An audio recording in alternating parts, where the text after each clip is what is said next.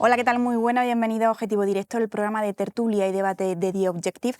Se cumple un año de la Dana, donde fallecieron 237 personas, 229 en la Comunidad Valenciana.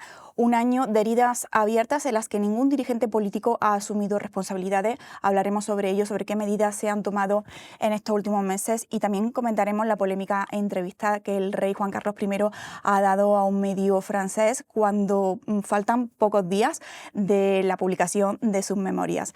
Bien, y para hablar de todo ello contamos con Álvaro Nieto. Álvaro, ¿qué tal? Muy bien. Con Carlos Dávila, ¿qué tal, Carlos? Bueno, muy bien, muchas gracias. Y con nuestro compañero Antonio Rodríguez. ¿Qué tal, Antonio? Hola, ¿qué Te tal? estrena en Objetivo Directo. Sí, primer día. Bienvenido. Bien, pues como comentamos, se cumple un año de la Dana. Hoy se ha celebrado el funeral de Estado en homenaje a las víctimas y contundente mensaje el del rey Felipe VI, ¿verdad? Sí, bueno, no es que haya sido contundente, sino que yo creo que ha sido muy sorprendente.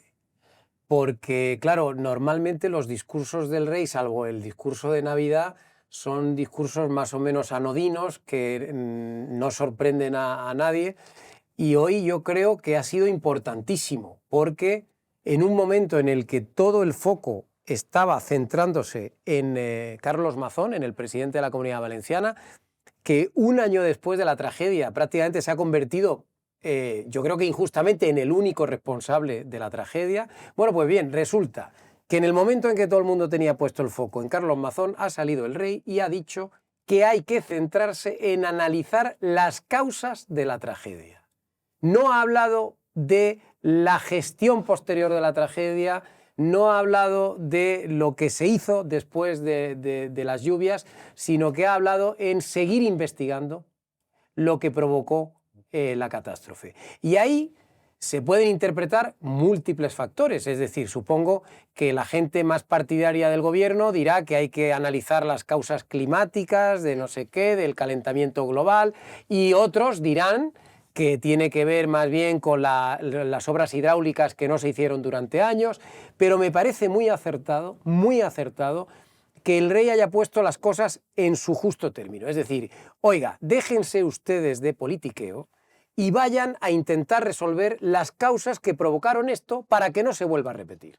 Claro, porque las causas, algunas de ellas, por ejemplo, el cambio climático es inaprensible, es decir, es absolutamente inaprensible porque no podemos prever que se va a producir en cualquier momento. Pero sí se puede analizar en las causas que decía Felipe VI por qué no se hicieron las obras pertinentes. ¿Por qué, por ejemplo, una persona que ha quedado completamente de rositas, que es hoy comisaria en el Parlamento, en la Unión Europea, que es Teresa Rivera, ha salido de esto sin romperse ni mancharse, cuando ella suspendió algunas de las obras que se iban a producir, entre ellas en el barranco del Pollo? Por tanto, yo estoy absolutamente conforme con lo que tú dices de que esto es muy trascendente. Es decir, aquí no hay que decir lo mal que se hizo después, sino lo mal que se ha hecho antes, porque esa es la producción del problema. Y eso es una responsabilidad compartida por muchos políticos, por muchas administraciones y durante muchos años.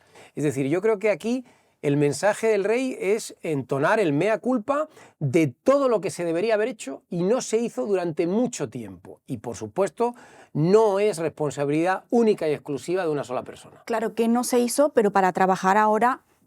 para evitar los siguientes danas. Claro, porque claro, si hoy volviese a llover la misma cantidad de agua en el mismo sitio... Pasaría lo mismo. ¿Qué pasaría? Pasaría lo mismo.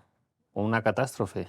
Lo ha dicho el propio Mazón, creo que ha sido este miércoles o en vísperas, de que si vuelve a caer la misma cantidad de lluvia en la zona donde se produjo la tragedia, habría seguramente otra tragedia. Es que es toda la misma cantidad de lluvia que cae en Valencia en un año.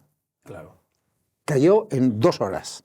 Es que, claro, eso es absolutamente intangible desde el punto de vista de la... Apenas se ha hecho nada en el último año. Yo puedo estar de acuerdo en que efectivamente Mazón tiene una parte importante de responsabilidad en lo que es la gestión posterior, que fue un fracaso absoluto de España como país. Pero esa gestión posterior también es responsabilidad del gobierno central, y casi diría que es mayor responsabilidad la del gobierno central, puesto que hay que recordar que la dana de ese día afectó a 3 comunidades autónomas, Castilla-La Mancha, Andalucía y Comunidad Valenciana, y que recaía en el gobierno la tarea de coordinar la respuesta en ese momento. Y Perdón. En una declaración institucional, Carlos Mazón también ha comparecido este miércoles. Vamos a escucharlo y ahora comentamos. Hace un año, cuando las riadas provocaron consecuencias devastadoras que hoy seguimos sanando humanamente y reparando materialmente, hubo cosas que debieron funcionar mejor.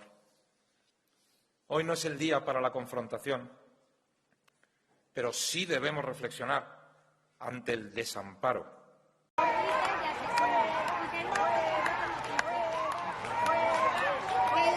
Bien, pues ya lo han podido escuchar. Dice que hubo cosas que pudieron funcionar mejor, sin entrar en detalles. Este miércoles en el funeral de Estado se han podido escuchar gritos, insultos hacia Mazón, rata, cobarde, sinvergüenza, asesino. Hay mucha crispación. No, lo que hay, Lidia, es una utilización política de esta tragedia, de este drama, de una forma absolutamente inconmensurable y realmente miserable. Pero, Carlos, esa gente que grita y que le insulta... ¿Quiénes son? No son los políticos, son las víctimas, son las Entonces, personas. ¿son las víctimas? Creo que Seguramente lo son, Carlos. Lo que pasa es que probablemente Están guiados por el virus del odio que se les ha ido inoculando durante todo este año para hacerles creer que el único responsable es Carlos Mazón. Pero es que además, Álvaro, yo te quiero decir una cosa.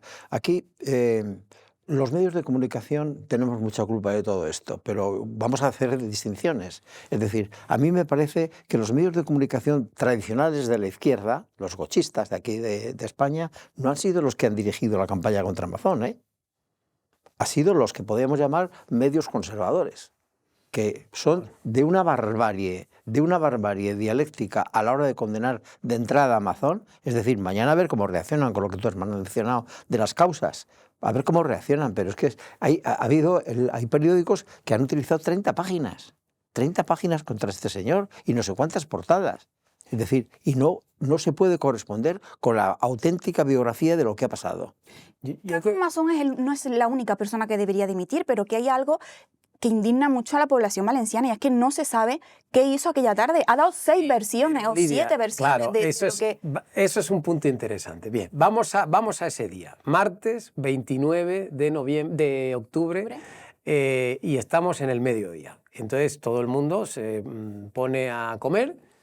Es verdad que ese día amaneció lluvioso en Valencia, pero ese día, a esa hora, no había la sensación de gravedad que luego, posteriormente, todos asumimos que Y no había estaba ningún anuncio de la EMET. Entonces, yo voy a poner un ejemplo personal, pero es que creo que es bastante... Bueno, y estabas tú conmigo. Tú y yo, ese día, a las 4 de la tarde, cogimos un tren... Bueno, nuestro tren salía a las 3:30, pero finalmente acabó saliendo a las 4 desde Chamartín con dirección Valencia. Sí.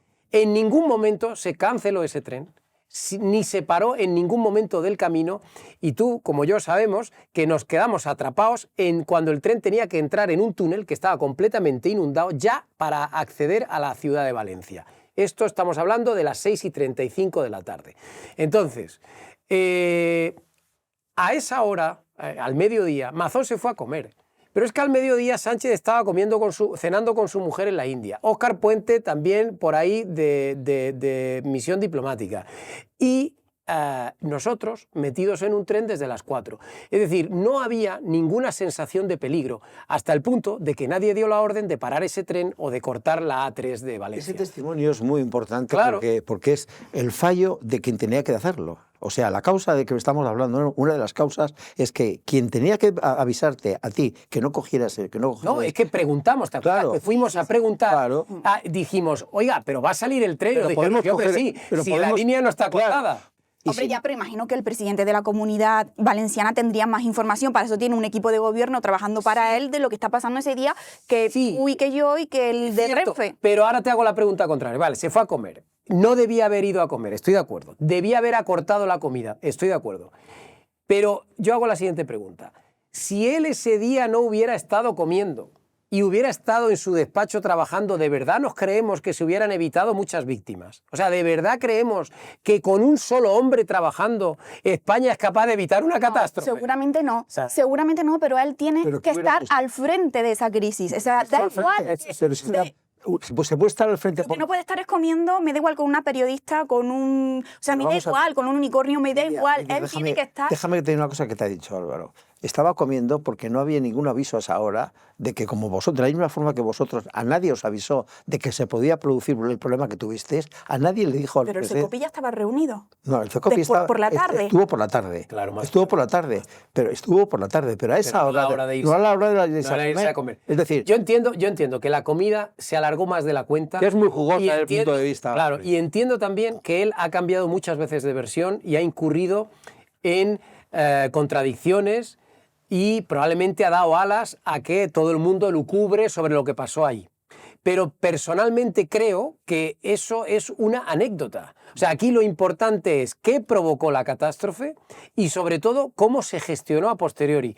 Y aunque no estuviera al frente Carlos Mazón, recuerdo lo mismo. O sea, Sánchez tampoco estaba al frente del gabinete de crisis que se constituyó. O sea, se constituyó en la Moncloa un gabinete de crisis y no estaba Sánchez. Ni falta que hacía. No, y te digo porque una cosa. España puede funcionar sin el líder. O sea, No es solamente que... no estuvo en esas horas, sino que siguió dilatando su regreso a España. No, bueno, Antonio 12 se lo horas sabe. más, 12 horas Antonio más, se lo me sabe. parece que Llegó fueron, ¿no? cuando estaba previsto, ¿no? No, Sí, no, llegó cuando estaba previsto. fueron 12 horas, me parece. Llegó por la mañana temprano el miércoles, Bueno. pero era lo previsto, era el vuelo tal y como estaba previsto.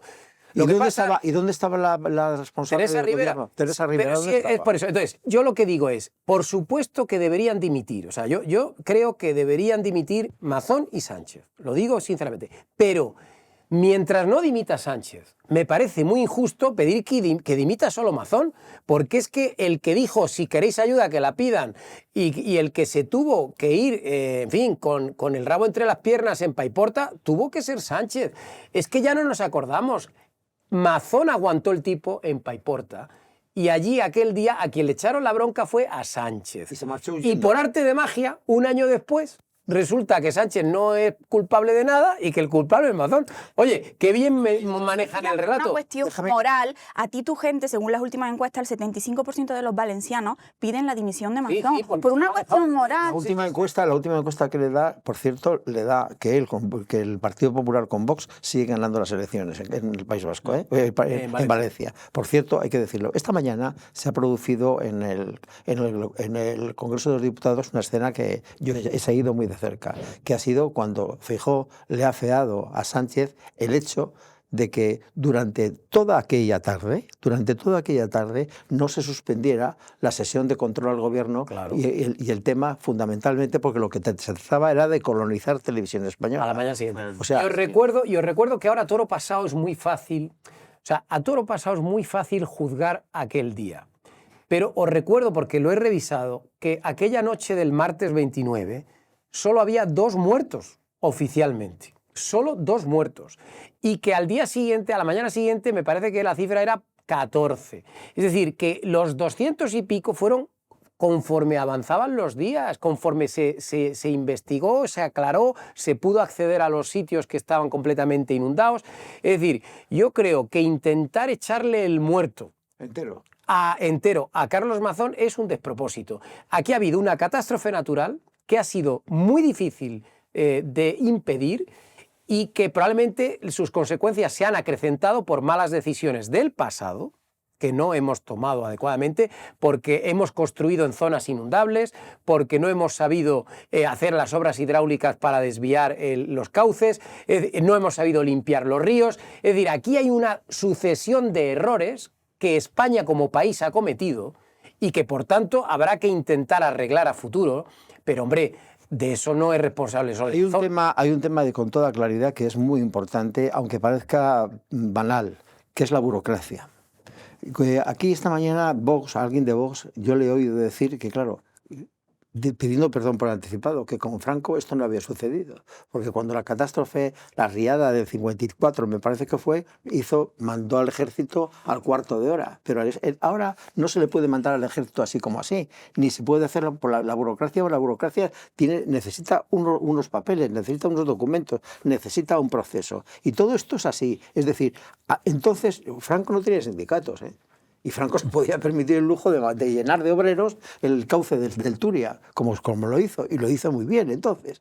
Y eso, a mí la burocracia es una de las causas que yo creo que a las que apunta el rey Felipe VI y que habrá que arreglar cuanto antes. Yo creo que los hechos recientes, tipo Dana, los incendios de este verano, el volcán de La Palma, la gestión del COVID, todo esto demuestra que España como país tiene todavía muchos problemas y que hay que intentar resolver, y que probablemente España en la descentralización no ha sido del todo eficaz. Es decir, se han descentralizado muchas competencias y al final hemos llegado a una situación en la que cuando hay un problema no sabemos quién es el responsable.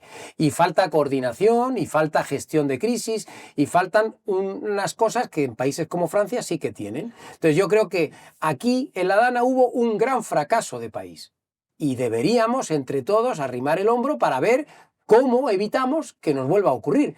Pero, sin embargo, estamos a ver si nos cargamos Amazon. Bueno, manda un redactor de este periódico a La Palma, habla con las gentes y te dirán que todavía no ha recibido ayudas. Bueno, es que hemos visto imágenes de Paiporta y de estos pueblos. Esto lleva 4 años. Pero si es que eso es lo lamentable, Carlos, que ha pasado un año y hay calles en estos pueblos que siguen exactamente igual. Hay locales que siguen completamente embarrados.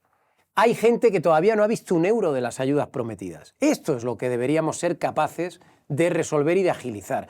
Porque eso sí que esa gente que lo sufrió lo necesita. Y dice, ¿no? Y termina diciendo, es que no se han puesto los ascensores, pero como si los ascensores fuera un tío, que un propio, un plumilla, pone ahí los ascensores y el ascensor funciona ya al cuarto de hora. Hombre, ¿qué hace falta? Que la casa está destruida, que hace falta que hacer un hueco, etcétera, etcétera. Es decir, que es muy difícil rellenar de propiedad todo lo que desde ese momento la Dana arrasó. Es muy diferente. E insisto, estamos ante una catástrofe de origen natural. Y las catástrofes de origen natural, como puede ser también un terremoto, pues lamentablemente no tienen una causa directamente humana. Entonces, hemos podido provocar errores o malas decisiones que hayan acrecentado las consecuencias de la catástrofe, pero hay que ser conscientes de que hay cosas que son inevitables. Es que ¿cómo vamos a evitar que no haya víctimas en una situación tan excepcional como la que se vivió en Valencia ese día? Y déjame solamente decir una cosa. Es decir, Mazón terminó, como tú decías hace un momentito, tardó mucho en llegar al despacho y acometer su presidencia. ¿Cuánto tardó este verano el señor Sánchez en aparecer por los incendios? 12 días. Siguió en Lanzarote. ¿Alguien está diciendo algo de esto? Bueno, es un asunto muy complicado, sobre todo las víctimas deberían de tener que llegasen las ayudas por lo menos y que esto no vuelva a ocurrir, que se tomen las medidas oportunas para que por supuesto no vuelva a ocurrir. Cambiamos de tema porque bueno, vamos a comentar la polémica entrevista o comentada entrevista que ha dado el rey Juan Carlos I a un medio francés. Ha hablado del rey Felipe VI, ha hablado de la reina doña Sofía, de su exilio a Abu Dhabi. La entrevista no tiene desperdicio, calienta mucho la publicación de sus memorias, que es algo inminente. Cuéntanos, Antonio, qué se puede leer en esa entrevista. En realidad son 2 entrevistas que han salido al mismo tiempo, una en Le Figaro y otra en Le Point. Y son muy interesantes, claro, porque no todos los días se puede entrevistar a un rey. Le Point tiene el añadido de incluir extractos literales del libro que va a salir en Francia el 5 de noviembre y en España el 6.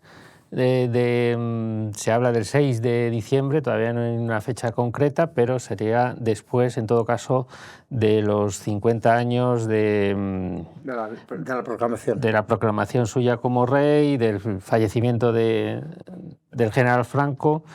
En fin, porque se hablaba de que el libro aquí en España saliese antes de esas efemérides y finalmente, y todos sabemos que por presiones de Casa Real y del entorno del propio rey, pues al final se ha decidido que aquí en España salga en diciembre. Pero vamos a tener el texto en francés en muy pocos días.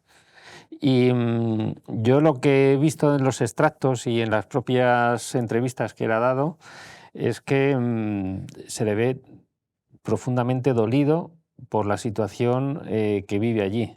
Él dice que vive totalmente aislado, echa mucho de menos a España. Me ha sorprendido el que confiese que su salida en agosto del 20, él creía que iba a ser para unas semanas, y que una vez que se apaciguasen los ánimos a nivel mediático y el gobierno no le atosigase tanto, pues él podría venir otra vez aquí a España. Y la verdad es que en estos 5 años sus visitas han sido muy puntuales, de pocos días, prácticamente a Sanjenjo únicamente. Metido en un barco. Vamos. Metido en un barco sin poder pisar Zarzuela. Y bueno, él se siente muy dolido, ¿no? ¿Dolido con quién? Incluso hasta con gente de la familia real. Dice que no entiende el comportamiento de algunos familiares suyos que le dejan, le dan de lado y no quieren saber nada de él, ¿no? E incluso también a su propio padre, pues le afea perdón, a su propio hijo le afea el que él dice que le da la espalda por deber. Ese deber del cargo que representa y influido por el gobierno que para nada le quiere ver aquí en España, ¿no? Dice una cosa que es muy curiosa respecto a lo que acaba de decir Antonio, que él se monta en el avión y cuando está en el avión le llama por teléfono y es el rey Felipe VI, Actual. y le dice, ¿dónde vas? Patrón. Dice, ¿dónde vas, patrón? O jefe, no, jefe. Bueno. ¿Dónde vas, jefe? Y dice, pues ya, a Dubái. Dice, pero si yo no sabía nada. O sea, es que son curiosidades que son verdaderamente alarmantes. Sí, lo hizo todo en secreto. Sí. Y a su padre, a su hijo, perdón, le dejó una carta en su despacho, pero se fue de España en una operación totalmente ideada por él sin decírselo Voy a decir un barbarismo. a nadie. Pero nadie de la Casa del Rey le presionó, ni del gobierno. Pues Felipe VI le llama cuando está subido ya en el avión para despegar a Abu Dhabi. Y no Pero hablo del sabía... jefe de la casa o de alguien del gobierno, no. Te digo una cosa. Poco tiempo después, un grupo comimos con Alfonsín, que era entonces el jefe de la Casa del Rey, y le preguntamos por esto, en una comida que es absolutamente de récord, por tanto no voy a dar más circunstancias, pero nos dijo literalmente, le preguntamos literalmente, ¿y cómo se produjo aquello? Y dijo, porque la situación de Juan Carlos I en España entonces era insostenible. Todos colegimos, y yo colijo ahora, que claro, uno de los que decían que era insostenible era su propio jefe de la casa, nada más y nada menos. Es decir, que aquello pasó. Hay dos curiosidades en las que quiero yo, si me permites, Antonio, decirte. La primera, curiosamente, esta entrevista se introduce, la tiene dos periódicos, una revista y un periódico francés, no español, lo cual es muy curioso, por una parte. Y segundo, a mí me hay una parte que es la del golpe de Estado, que es absolutamente novedosa.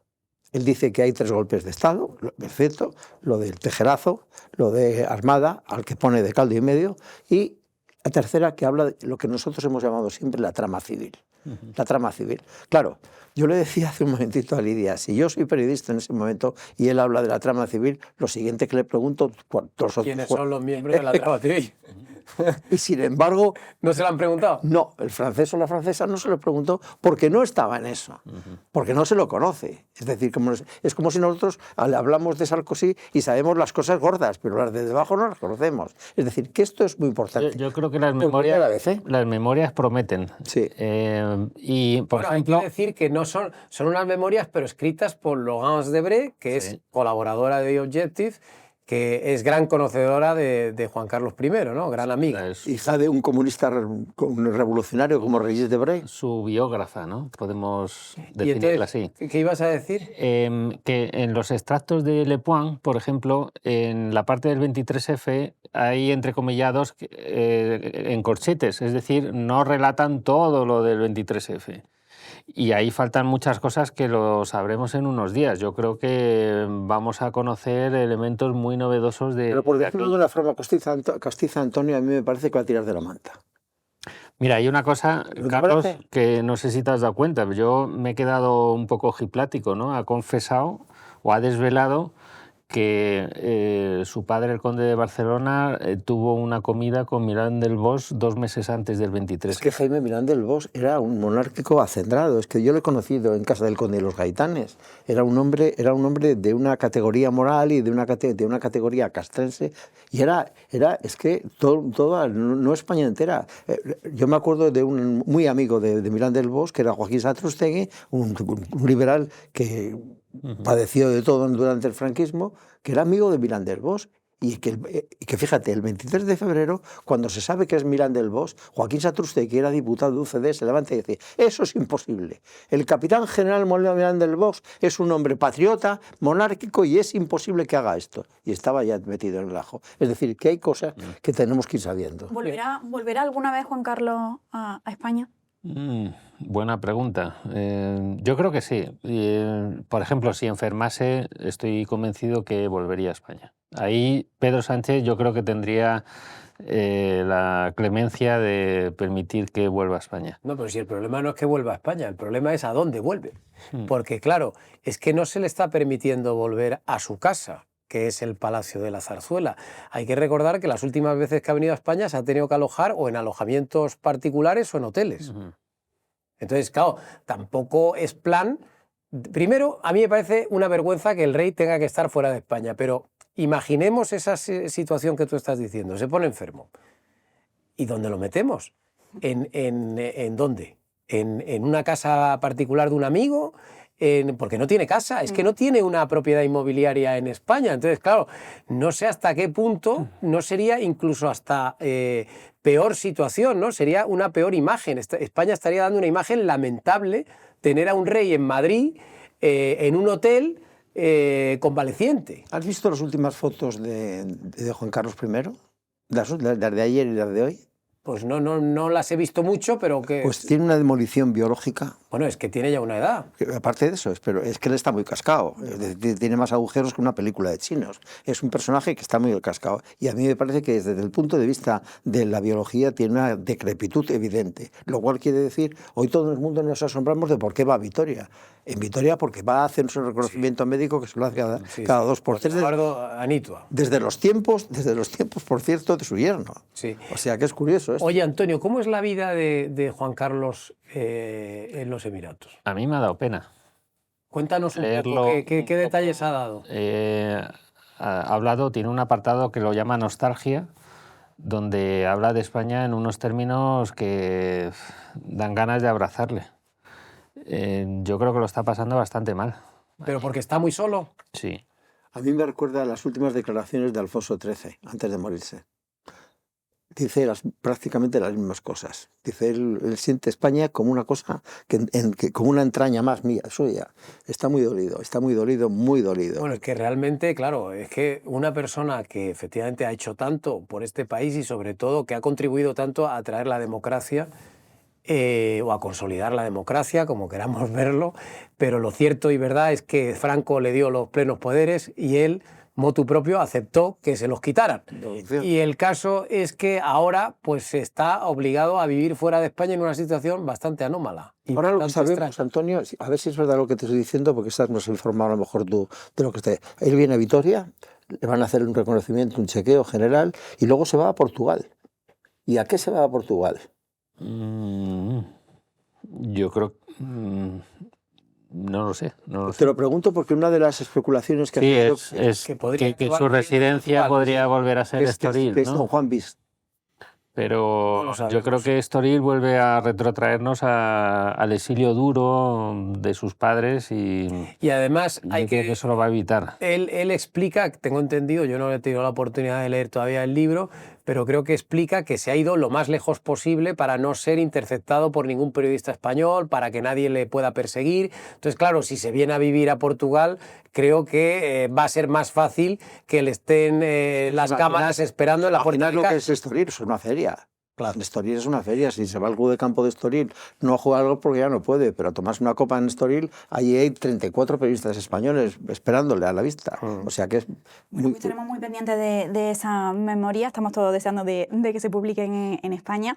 Y este jueves comparecerá Pedro Sánchez en el Senado ante la comisión del caso Koldo. Se trata del segundo presidente del Gobierno que comparece en una comisión de investigación parlamentaria. El primero fue José Luis Rodríguez Zapatero. Será 6 horas de interrogatorio en la que, bueno, rápidamente, porque ya nos quedamos sin tiempo, pero ¿qué esperamos? ¿Esperamos que diga la verdad, que no la diga? La verdad es incompatible con Yo espero que diga la verdad, por supuesto que no nos mienta y sobre todo que dé explicaciones, porque hay muchas cosas de las que nunca ha hablado, nunca se ha sometido a preguntas abiertas sobre temas de corrupción y yo creo que es hora ya de que nos aclare algunos temas. Es que hoy el gerente del Partido Socialista ha dicho que le daba el dinero a Koldo y que Koldo repartía los sobres. Es que vamos de novedad en novedad. Es que esta noticia también es trascendental. Claro. O sea, se lo daban a un personaje como Koldo, que ni siquiera era del partido. Y el PP ha elegido muy bien el día porque es un día después de la Dana, con lo cual mañana ya está todo olvidado de la Dana y pasamos a un nuevo escenario en el que vamos a ver qué sale, ¿no? Por una vez, yo creo que el PP ha manejado muy bien los tiempos de la comunicación. Lo ha puesto el día y a la hora pertinente. Hará falta que remate la faena. Yo creo, fíjate, que con que salgan empatados será bueno. Bueno, yo creo que va a ser bueno igualmente, porque siempre es bueno que un político se someta al control parlamentario. Por cierto, no se transmite por televisión. Sí, hombre, sí, ¿cómo no se va a transmitir? Por streaming, ¿no? Sí, hombre, sí, yo cobras. Y en The Objective los lectores lo van a tener desde primera hora de la mañana. Lo podemos seguir. Sí, sí, totalmente. Estupendo. Pues estaremos también muy pendientes. Desde las 9 de la mañana, ¿no? Muy pendientes de esa comparecencia y la comentaremos aquí, por supuesto. Y pues nada, muchas gracias a los tres por acompañarnos y muchas gracias, como siempre, a vosotros. Y nos vemos en un par de días.